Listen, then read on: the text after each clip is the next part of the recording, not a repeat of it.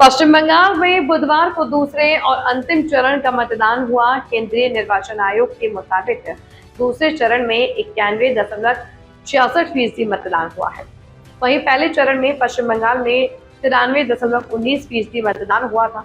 कुल मिलाकर पश्चिम बंगाल विधानसभा चुनाव 2026 में 92.47% मतदान हुआ। पश्चिम बंगाल के अलावा असम, केरल और पुडुचेरी में एक चरण में 9 अप्रैल को मतदान हुआ था। वहीं तमिलनाडु में भी एक चरण में 23 अप्रैल को मतदान हुआ था। मतदान के बाद टीएमसी और बीजेपी दोनों ने अपनी अपनी जीत का दावा किया है। मतदान खत्म होने के साथ इन सभी विधानसभाओं के अलग अलग एग्जिट पोल भी सामने आ गए हैं।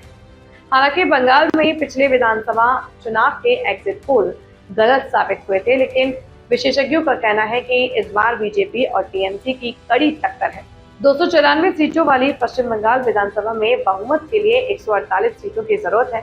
पी मार्क एग्जिट पोल में टीएमसी को 118 से 138, बीजेपी को 150 से 175 सीटें और अन्य को 2 से 6 सीटें दी गई हैं। मेट्राइज एग्जिट पोल में टीएमसी को 125 से 140, बीजेपी को 146 से 161 और अन्य को 6 से 10 सीटें दी गई।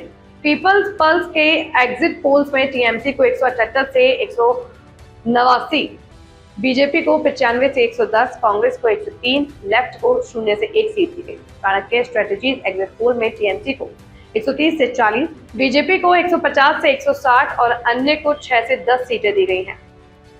मतदान के बाद मीडिया कर्मियों के सवालों का जवाब देते हुए पश्चिम बंगाल के मुख्यमंत्री ममता बनर्जी ने दावा किया कि टीएमसी फिर सरकार बनाएगी और वह 2/3 वोटों से जीत हासिल करेगी। बीजेपी नेता प्रेम शुक्ला ने एग्जिट पोल के बाद समाचार एजेंसी पीटीआई से कहा कि वास्तविक नतीजे एग्जिट पोल से भी बेहतर साबित होंगे और बीजेपी पश्चिम बंगाल और असम में सरकार बनाएगी।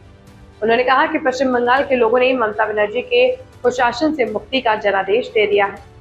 हालांकि एग्जिट पोल सिर्फ अनुमान है और यह हमेशा सही साबित नहीं होते। 2021 के चुनावों में बंगाल के एग्जिट पोल पूरी तरह से गलत साबित हुए थे और टीएमसी को 2/3 से ज्यादा सीटें मिली थी, जिसका किसी को अंदाजा नहीं था। लेकिन इस बार लग रहा है कि कांटे की टक्कर है।